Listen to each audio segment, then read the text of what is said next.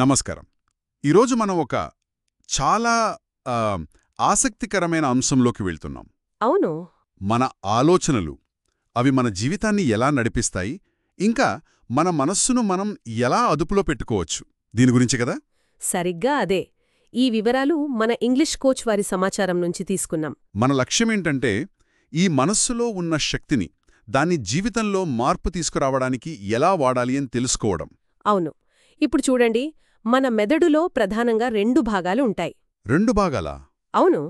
ఒకటి చైతన్యవంతమైన మనస్సు, అంటే కాన్షియస్ మైండ్ అంటాం కదా. హ్మ్, అది మన మెదడు శక్తిలో కేవలం 5% అంతే. ఇది లాజిక్గా ఆలోచిస్తుంది. కేవలం 5%? మరి మిగిలింది? ఆ మిగిలిన 95% అచేతన మనస్సు, సబ్ కాన్షియస్ మైండ్ అన్నమాట. 95%? అవును. ఇది మనకు తెలియకుండానే పనిచేస్తుంది. మన అలవాట్లు, భావోద్వేగాలు ఇవన్నీ దీని నియంత్రణలోనే ఉంటాయి ఎక్కువగా. అంటే మన రోజువారీ పనులన్నీ దాదాపు అవే నడిపిస్తున్నాయా? చాలా వరకు అంతే. అందుకే ఇక్కడ కీలకమైన విషయమేంటంటే, మనకు తెలియకుండా మనలో పాతుకుపోయిన నమ్మకాలే మన జీవితాన్ని ఎక్కువగా నడిపిస్తాయి. నిజమే. చాలాసార్లు అనిపిస్తోంది, నేనిది చేయగలనా, లేదా షా ఇది నా వల్ల కాదు అని. ఇవి ఎక్కడుంచొస్తాయంటారు? మంచి ప్రశ్న. ఇవి చాలా వరకు అంటే చిన్నప్పుడు విన్న మాటలు లేదా మన పాత అనుభవాలు, ముఖ్యంగా నెగటివ్ అనుభవాలు. అవును. వాటి వల్ల మనమే కొన్ని హద్దులు గీసుకుంటాం. ఇవే మన ఎదుగుదలకి అడ్డుగోడలన్నమాట. హ్మ్, వీటిని గుర్తించడమే మొదటి అడుగు అంటారు. ఖచ్చితంగా. గుర్తించగలిగితే సగం పని అయినట్టే. మరి ఈ ప్రతికూల ఆలోచన వచ్చినప్పుడు ఏం చేయాలి? ఆ అక్కడే అసలు టెక్నిక్ ఉంది. ఆ ఆలోచన వచ్చిన వెంటనే దాన్ని ఆపి ప్రశ్నించాలి. ప్రశ్నించడమా? ఎలా? ఈ ఆలోచన నిజమేనా, దీనికి ఆధారముందా అని అడగాలి. ఇది ఎప్పుడూ నిజమేనా అని కూడా. ఓ, దీన్నే సొక్రాటిక్ పద్ధతి అంటారు. ఇలా చేయడం వల్ల ఆ గట్టిపడిన నమ్మకం మీద మనకే డౌటొస్తుంది. అంటే ఆ సందేహమే కొత్త ఆలోచనకు దారితీస్తుందా? సరిగ్గా. ఆ సందేహం అదే సానుకూల ఆలోచనలకు చోటు కల్పిస్తుంది. కాబట్టి ప్రతి నెగటివ్ ఆలోచనని ప్రశ్నించాలి. ఊరికే ఒప్పుకోకూడదు. ఇది వింటుంటే చాలా ఆశ కలుగుతోంది. ఎందుకంటే ఇక్కడొక మంచి విషయమేంటంటే మన మెదడును మార్చొచ్చనంటున్నారు కదా. అవునవును.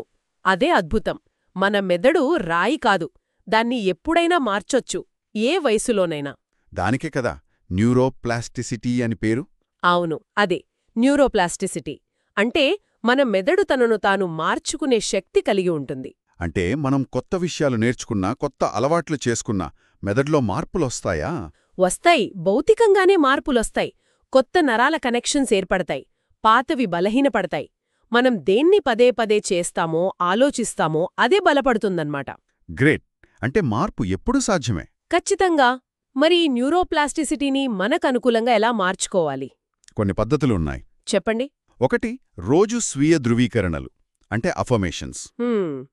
పాజిటివ్గా మనకు మనం చెప్పుకోవడం, మనస్ఫూర్తిగా అనుకోవాలి. రెండవది విజువలైజేషన్, అంటే విజయాన్ని ఊహించుకోవడం. మనం కోరుకున్నది జరిగినట్టుగా ఊహించుకోవడమా? సరిగ్గా, చాలా స్పష్టంగా. ఈ రెండూ అచేతన మనస్సుపై బాగా పనిచేస్తాయి. ఎందుకంటే అది లాజిక్ని ప్రశ్నించదు, రిపిటిషన్ని నమ్ముతుంది. అయితే దీనికి క్రమశిక్షణ కావాలి గదా. అది చాలా ముఖ్యం. క్రమశిక్షణ లేకపోతే ఏదీ పని చేయదు. గుర్తుంచుకోండి, లక్ష్యానికి విజయానికి మధ్య వారధి క్రమశిక్షణే. మరి అంత సమయం ఎలా కేటాయించాలి? అందరికీ కుదరకపోవచ్చు కదా. అదేం లేదు. గంటలు గంటలు అవసరం లేదు.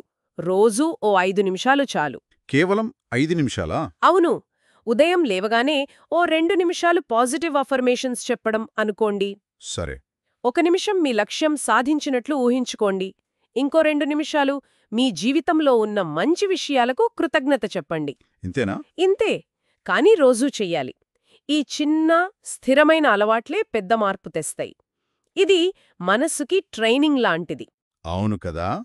చిన్నగా మొదలుపెట్టి స్థిరంగా కొనసాగించడం ముఖ్యం. మొత్తం మీద చెప్పాలంటే, మన ఆలోచనలను అదుపులో పెట్టుకుంటే మన జీవితాన్ని మనమే అదుపులో పెట్టుకోవచ్చు. వావ్, సింపుల్గా చెప్పారు. మన ఆలోచనలే మన రియాలిటీని క్రియేట్ చేస్తాయి. కాబట్టి వాటిని పాజిటివ్గా మార్చుకుంటే జీవితంలో మనం కోరుకునే మార్పులకు అదే పునాది. నిజమే. సానుకూల దృక్పథం ఒక ఇంజన్ లాంటిది. అది ఉంటే విజయ ప్రయాణం వేగంగా సాగుతుంది. అవును. ఆ ఇంజిన్ మన చేతుల్లోనూ ఉంది. చాలా బావుంది. ముగించే ముందు ఒక్క ఆలోచన వినండి. చెప్పండి. ఈ అచేతన మనసు 95% ప్రభావం చూపిస్తుందని, అది రిపిటీషన్ ద్వారానే నేర్చుకుంటుందని అనుకున్నాం కదా. అవును. మరెలాంటప్పుడు రోజూ మనస్ఫూర్తిగా పూర్తి నమ్మకంతో మనం రిపీట్ చేసే ఒక్క శక్తివంతమైన పాజిటివ్ నమ్మకం, అది కాలక్రమేణా మన జీవితాన్ని, మన వాస్తవికతను ఎంత లోతుగా, ఎంత బలంగా మార్చగలదో ఒక్కసారి ఊహించుకోండి.